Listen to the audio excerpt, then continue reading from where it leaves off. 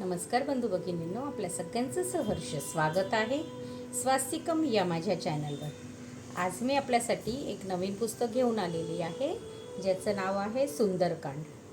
तर हे संस्कृतमध्येही आहे आणि ह्याला मी मराठीमध्येही एक्सप्लेन करणार आहे। तर चला मग आजच्या व्हिडिओ सुरुवात करूया।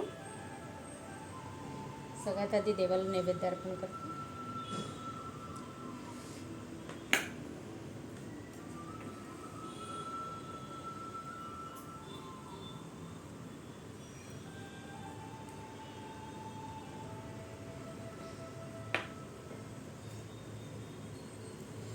नैवेद्यं समर्पयामि, नैवेद्यं समर्पयामि, नैवेद्यं समर्पयामि।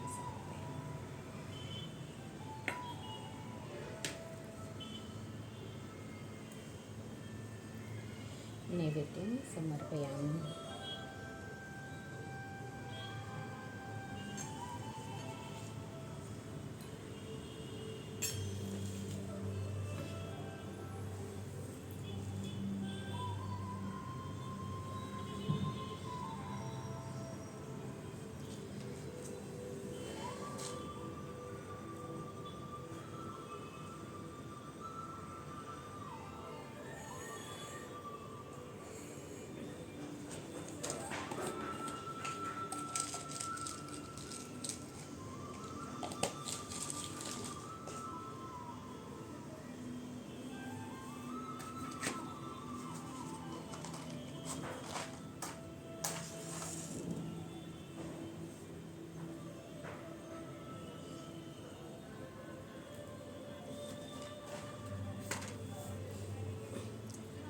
हनुमंत जे देव आहे त्यांना चमेलीचं तेलचं जे दिवा आहे ते खूप प्रिय आहे। तर आपण जर त्या हनुमंताची उपासना करत असतो तर आपल्याला चमेलीच्या तेलाचा दिवा लावलं तर खूपच उपयोगी आणि फलदायी आहे। हनुमंताय अंजनेयाय नमः। जय श्रीराम, जय श्रीराम, जय श्रीराम।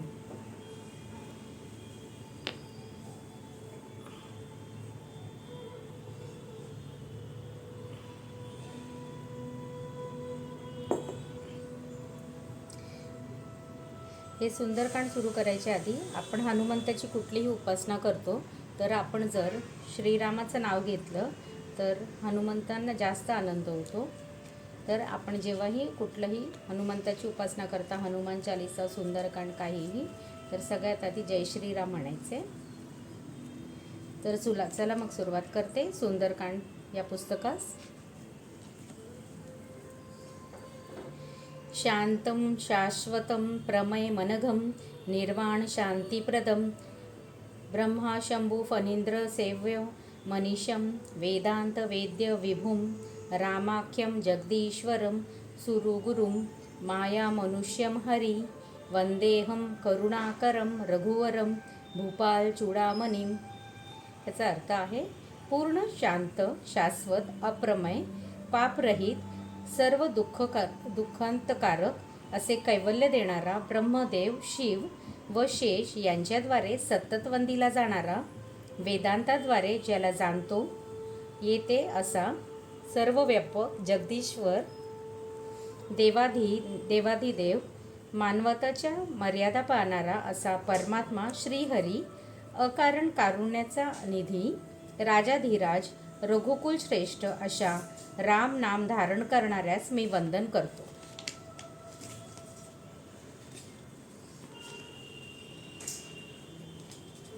ज्ञानास्पृहा रघुपते हृदये स्मदीये सत्यं वदामि च भवानखिलान्तरात्मा भक्तिं प्रयच्छ रघुपुंग निर्भरां मे कामादिदोषरहितं कुरु मानसं च।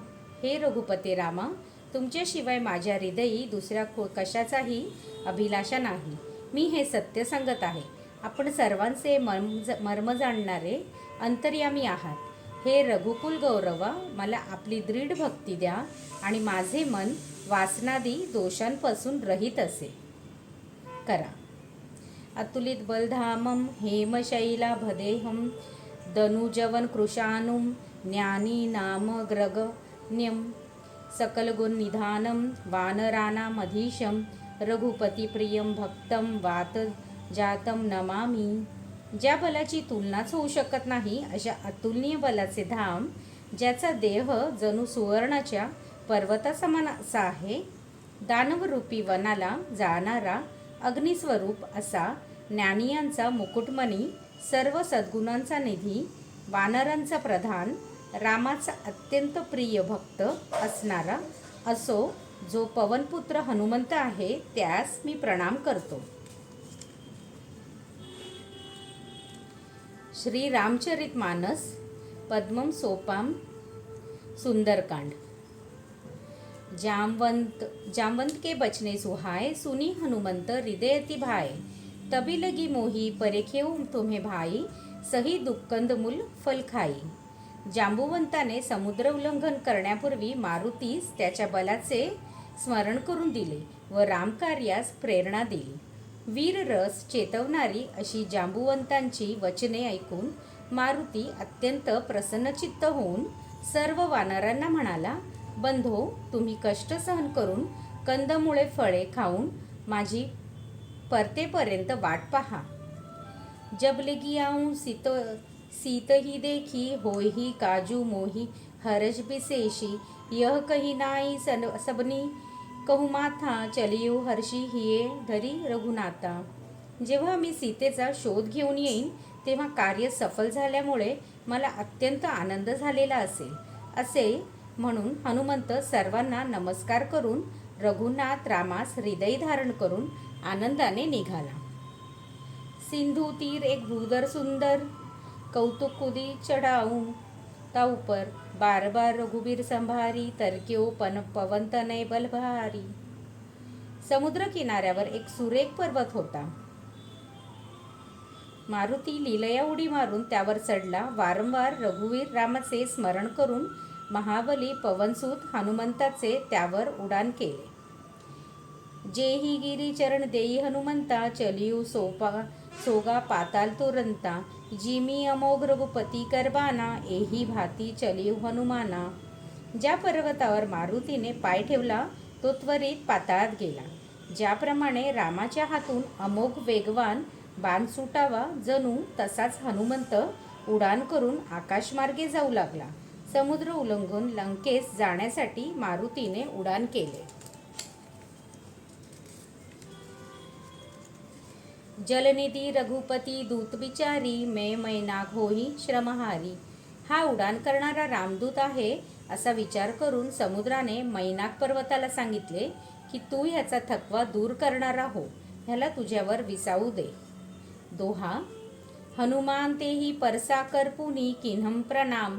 राम काजू किन्हे बिनु मोही, कहा विश्राम.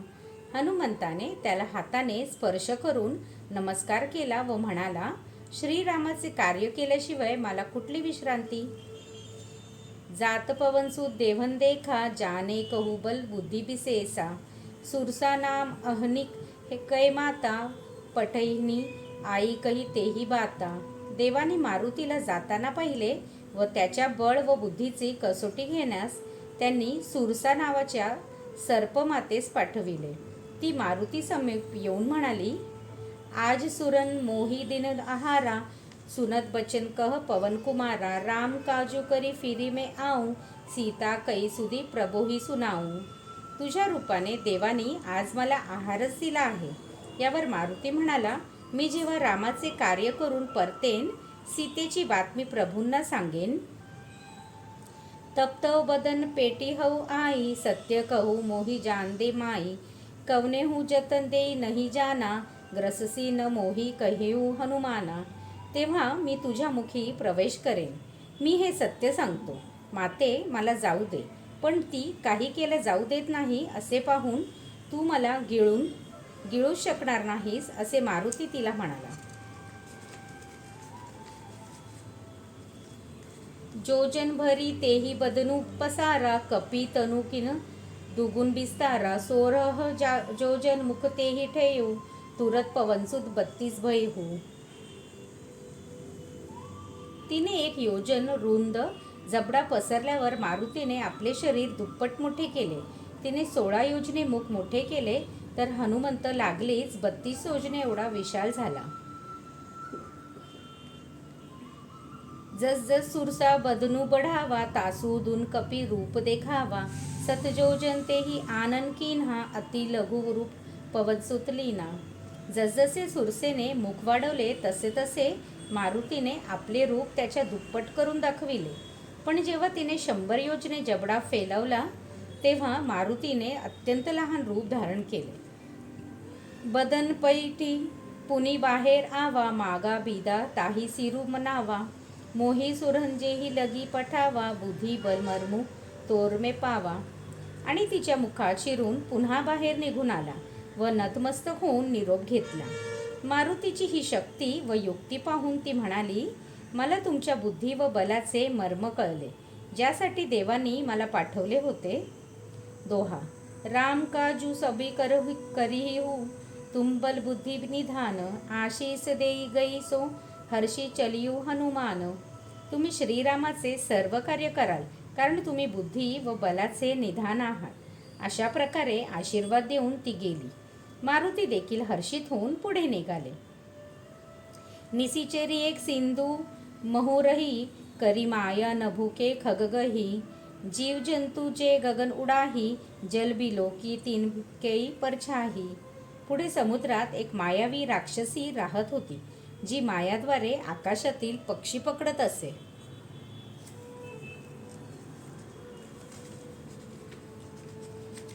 जे जीव जंतू आकाशात उडत त्याची सावली पाण्यात पडलेला पाहून गही चाह सकसो न उडाई, एही बिदी सदा गगनचर खाई. सोई चल हनुमान कह किन्हा, तासू कपटू कपी तुरंत ही चिन्हा.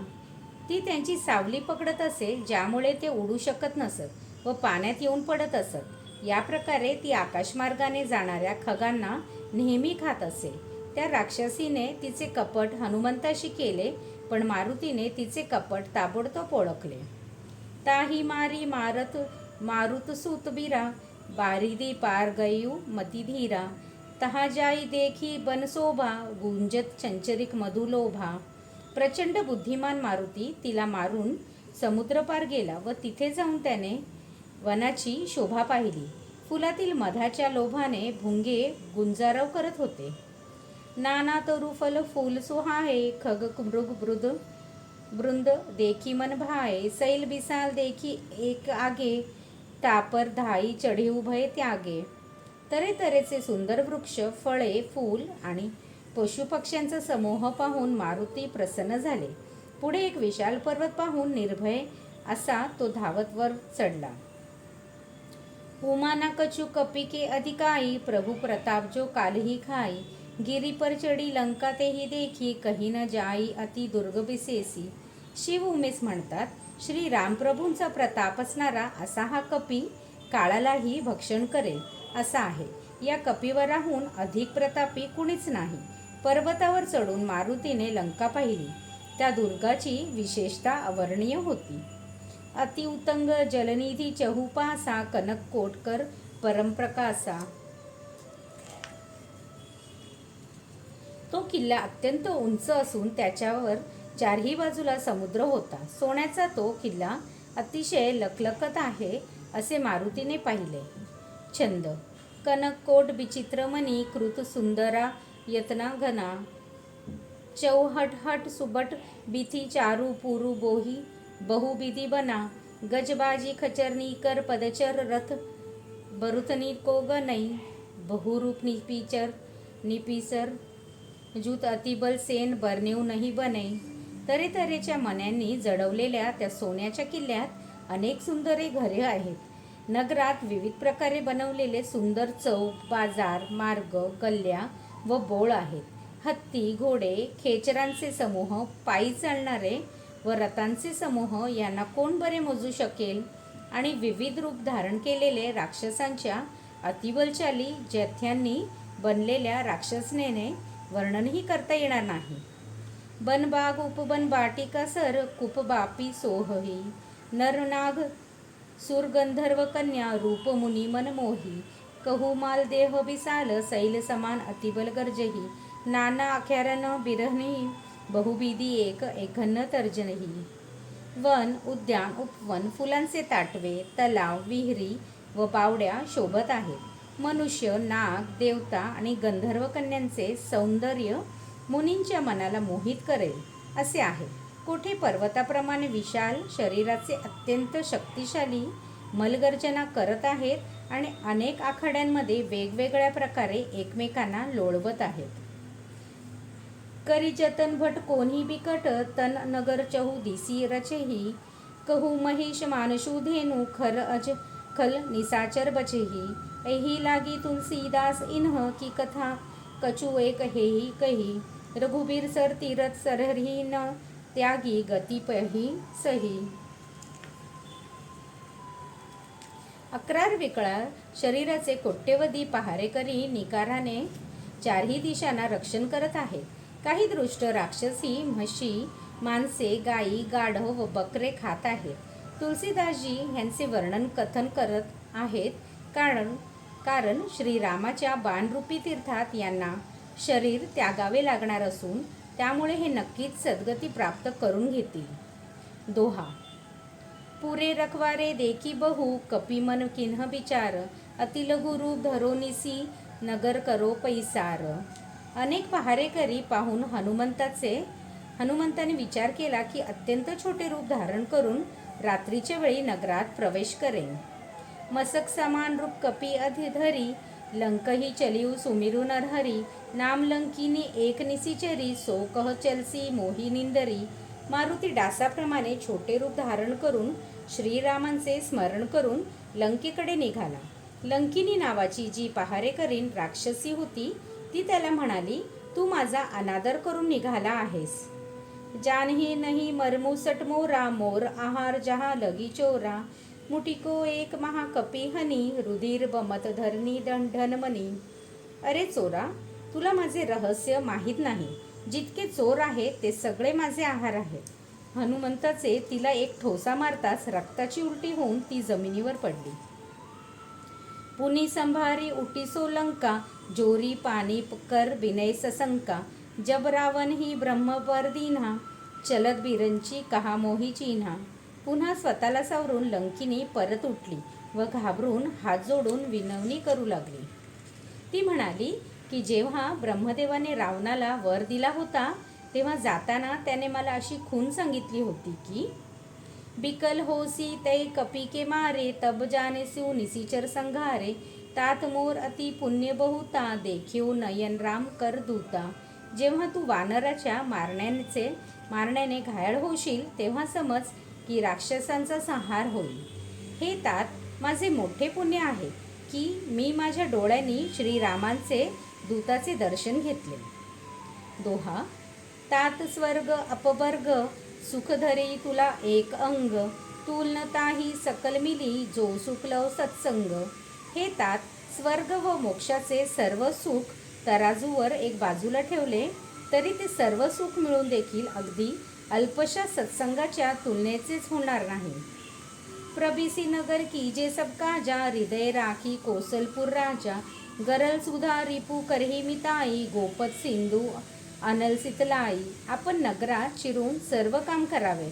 श्रीरामांना हृदयात धारण करून काम करताना विष देखील अमृत होते व शत्रू देखील त्यांच्याशी मैत्री करतो. समुद्र गायीच्या खुराचे आकाराच्या खड्ड्यात सामावला जातो व अग्नीचा दाहकपणा दूर होतो. गरुड सुमेरू रेणू समताही राम कृपा करी चितवा जाही अति लघु रूप धरिव हनुमाना पैठा नगर सुमिरू भगवाना.